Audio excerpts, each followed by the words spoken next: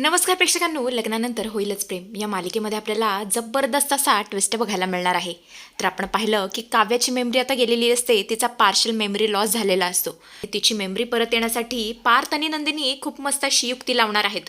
खूप मोठा निर्णय घेणार आहेत प्रेक्षकांनो, ज्यामुळे या मालिकेचं सगळं समीकरणच बदलणार आहे. तेव्हा ती नक्की युक्ती काय आहे, तो निर्णय काय आहे, सगळं सगळं बघूया. तर आपण पाहिलं की पार्थ आता काव्याला हॉस्पिटलमध्ये घेऊन आलेला असतो. तेवढंच इथे जीवानी नंदिनी सुद्धा येतात. तेवढं हे रम्या आलेली असते. रम्या पळत पळत येते आणि पार्थच्या हातामध्ये काव्याचं हॉल तिकीट देते आणि बोलते, पार्थ, हे काव्याचं हॉल तिकीट. नाही म्हणजे ती विसरून गेली होती, पण आता त्याचा काहीच उपयोग नाही. काव्या तर एक्झामच देऊ शकणार नाही. तेव्हा पार्थ बोलतो, नाही, असं होणार नाहीये. माझ्या काव्यांना शुद्ध येणार म्हणजे येणार आणि त्या एक्झामसुद्धा देणार, असं म्हणत असतो. पळत पळत आता काव्याच्या रूममध्ये येतो आणि तिला उठवण्याचा प्रयत्न करू लागतो. काव्या, उठा उठा, तुमचा ओजी बोका आलाय, तुमचा पार्थ आलाय. आणि तेवढ्यातच काव्या हळवारपणे डोळे उघडते आणि पार्थकडे बघू लागते. पार्थला खूप आनंद झालेला असतो. तो तिचा हात पकडतो, पण काव्या मात्र त्याचा हात झटकते. पार्थला खूप मोठा धक्का बसतो. तो विचार करतो, काय, हे कसं शक्य आहे? काव्याने माझा हात कसा काय झटकू शकतात? गेल्या काही दिवसात आपल्याला फक्त मिळवण्यासाठी एवढे आतोनात प्रयत्न करणारी काव्या अशी कशी काय वागू शकते, हेच त्याला काही कळत नसतं, समजत नसतं. आणि हे ऐकल्यावर पार्थला मात्र खूप मोठा झटका बसलाय. 440 वोल्टचा झटका बसलाय. पार्थ आता तिला समजावण्याचा प्रयत्न करतोय, मी तुमचा बोका. पण काव्या काहीच ऐकून घ्यायला तयार नसते. ती बोलते, निघा आत्ताच्या आत्ता या रूममधून निघा. आणि मी इथे कशी काय आले? माझा ॲक्सिडेंट कसा काय झाला? निघताय का वॉचमॅनला बोलवू? असं म्हणत असती वॉचमॅनला हाका मारू लागते. Watchman watchman. पण पार्थ बोलतो, तुम्ही प्लीज दंगा करू नका, मी जातोय बाहेर. असं म्हणत असतो बाहेर निघून येतो. घडलेला सगळा प्रकार तो नंदिनीला सांगतो. नंदिनी बोलते, काय, काव्य अशी वागली? नाही नाही, ती ना चेष्टा करत असेल. तिला चेष्टा करण्याची सवय आहे. मी एक काम करते, मी तिच्याशी बोलते, तुम्ही टेन्शन घेऊ नका, आले मी जाऊन. नंदिनी आता काव्याच्या रूममध्ये आली आहे. ती काव्याच्या डोक्यावरून हात फिरवते आणि बोलते, काव्या कशी आहेस? तुला बरं वाटतंय ना? ठीक वाटतंय ना? तेव्हा काव्या बोलते, नंदिनी ताई, हे सगळं काय घडलं आणि मी इथे कसे काय आले? आणि माझा ॲक्सिडेंट कसा काय झाला मला काहीच आठवत नाहीये. आणि हे ऐकल्यावर नंदिनीला सुद्धा खूप मोठा धक्का बसतो. ती विचार करते, काय, ही मला ओळखतीये, मग पार्थला का ओळखत नाहीये? हा सगळा काय प्रकार आहे? नंदिनी बोलते, काव्या तू आराम कर, मी येते. असं म्हणत असती बाहेर निघून जाते. पार्थला सांगते, पार्थ, काव्या मला ओळखतीये पण तुम्हाला ओळखत नाहीये, हा सगळा काय प्रकार आहे? आपण एक काम करू, आपण डॉक्टरांना विचारू. असं म्हणतच सगळेच आता डॉक्टरांकडे येतात. पार्थ बोलतो, डॉक्टर, नक्की माझ्या काव्यांना काय झालंय? नाही म्हणजे त्या मला ओळखत नाहीयेत, पण बहिणीला मात्र बरोबर ओळखतायत. तेव्हा डॉक्टर बोलतात, हे बघा पार्थ, तुम्ही अजिबात पॅनिक होऊ नका, मी तुम्हाला सांगतो काय घडलंय. ॲक्च्युली कुणीतरी त्यांच्या डोक्याच्या मागच्या बाजूला वार केल्यामुळे त्यांच्या मागच्या मेंदूला सूज आली आहे. आणि तिथेच असतो आपल्या मेंदूचा सगळ्यात महत्त्वाचा भाग, ज्याला म्हणतात पिट्युटरी ग्लँड. आणि यामध्ये आपल्या सगळ्या मेमरीज सेव्ह असतात.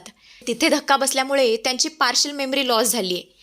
म्हणजे लग्नापूर्वीचं त्यांना सगळं आठवतंय, पण लग्नानंतरचं त्यांना काहीच आठवत नाहीये. इवन लग्न कसं झालं हे सुद्धा त्यांना आठवणार नाही.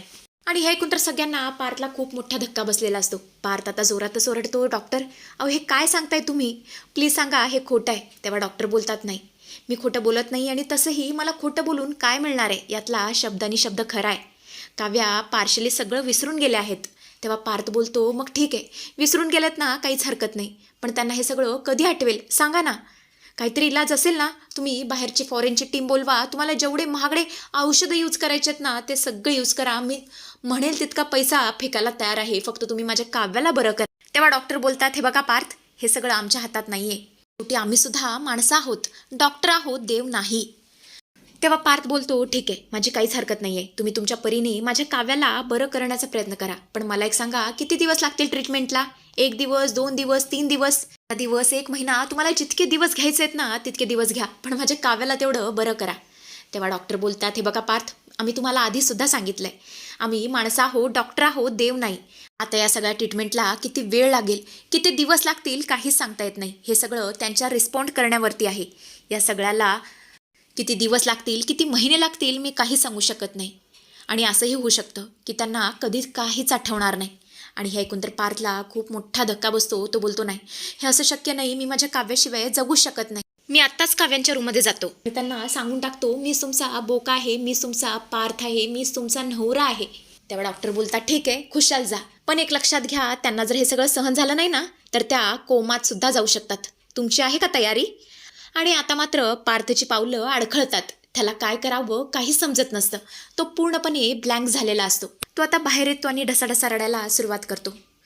नंदिनी, जीवा दोघेही त्याच्या पाठोपाठ आलेले असतात. पार्थ म्हणत असतो, नंदिनी बघा ना, काय योगायोग आहे. गेले काही दिवस काव्या मला मनवण्याचा प्रयत्न करत होत्या, पण मी काय केलं, त्यांचं प्रेम उधळून लावलं आणि आता बघा मी त्यांच्या प्रेमासाठी किती तरसतोय. तेव्हा नंदिनी त्याची समजूत काढते आणि बोलते, पार्थ अजिबात हार मानू नका. प्रेमामध्ये खूप ताकद असते आणि तुम्हाला हार मानून चालणार नाही. तेव्हा जीवा बोलतो, दादा मी एक काम करतो, मी हाक मारतो, मी तिच्याशी बोलतो. कदाचित ती तुम्हा दोघांना काही सांगणार नाही, पण माझ्याशी ती निवांतपणे बोलेल. आत्ताच डॉक्टर म्हणाले ना की तिला लग्नानंतरचं काहीच आठवत नाही आहे. लग्नाआधीचं सगळं आठवतं आहे, म्हणजे मी सुद्धा तिला आठवत असणार आहे आणि मला ती नक्कीच सांगेल. आणि काव्या तर माझी बेस्ट फ्रेंड झाली आहे, तर कदाचित मला असं वाटतंय ती नाटकसुद्धा करत असेल, कारण तिला नाटक करण्याची आधीपासून सवय आहे. काव्या किती खोडकर आहे हे तुला वेगळं सांगण्याची काही गरज नाही आहे, हे तुम्हा दोघांना चांगल्याच पद्धतीने माहिती आहे.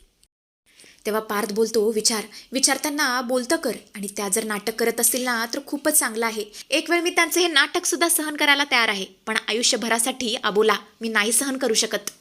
तेव्हा नंदिनी बोलते, जीवा तुम्ही आता जा, पटकन आतमध्ये जा आणि काव्याला बोलतं करा. मला 100% खात्री आहे काव्या नाटकी करते, कारण शेवटी ती माझी बहीण आहे आणि मी तिला चांगलंच ओळखते. पार्थ तुम्ही एवढे दिवस तिला छळलंय ना, मला असं वाटतंय या सगळ्याचा ती बदला घेत असणार आहे. जा जा पटकन, जीवा जा. जीवा आता आतमध्ये येतो. काव्या मात्र त्याच्याकडे प्रश्नार्थक नजरेने बघू लागते, फारच वेगळी रिॲक्ट करते. जीवा बोलतो, काव्या तू नाटक करतेस ना, तू सोंग घेतलंयस ना. तेव्हा काव्या बोलते, जीवा तू इथे कसं काय आलास? अरे जरा हळू बोल, आपल्याला जर कोणी बघितलं ना तर फार वाट लागेल. पण जीवा तू इथे आलास मला खूप छान वाटलं. जीवा आता काहीतरी रिॲक्ट करणार त्याआधीच काव्या त्याला कचकन मिठी मारते. जीवा आता स्वतःला सोडवण्याचा प्रयत्न करत असतो, झटापट करत असतो, कारण त्याला माहिती असतं हे दृश्य बाहेरून दादा आणि आपली बायको बघतायत त्यांना कसं वाटेल. पण काव्या मॅडम काय त्याला सोडायला तयार नसते, ती फुल टू फील घेत असते. पण हे सगळं बघून मात्र नंदिनीला आणि पार्थला पुरताच धक्का बसलेला असतो. त्यांच्या भुयाच उंचावलेल्या असतात. त्याचं हृदय कुणीतरी चिरावं इतकं वाईट पार्थला वाटत असतं. पण एकदमच त्याच्या कानावरती डॉक्टरांचे शब्द पडतात, जर आता सत्य काव्यांना सांगितलं आणि त्यांना जर ते सत्य किंवा तो धक्का सहन झाला नाही तर त्या कोमात सुद्धा जाऊ शकतात. आणि आता फक्त काव्याच्या प्रेमापोटी तो आता नंदिनीचा हात पकडतो आणि सरळ आतमध्ये येतो. काव्या आता त्या दोघांना पाहते आणि एकदम त्याला लांब ढकलते आणि जोरातच पुन्हा पार्थवरती ओढू लागते आणि बोलते, तुम्ही पुन्हा आला? अहो तुम्हाला लाज वगैरे आहे की नाही? मी तुम्हाला सांगितलं होतं ना पुन्हा या रूममध्ये यायचं नाही, तुम्ही कशाला सारखे सारखे इथे येता? नंदिनी आणि पार्थ मात्र जोरजोरात टाळ्या वाजू लागतात. तेव्हा पार्थ बोलतो, एक मिनिट, तुमचा काहीतरी गैरसमज होतोय.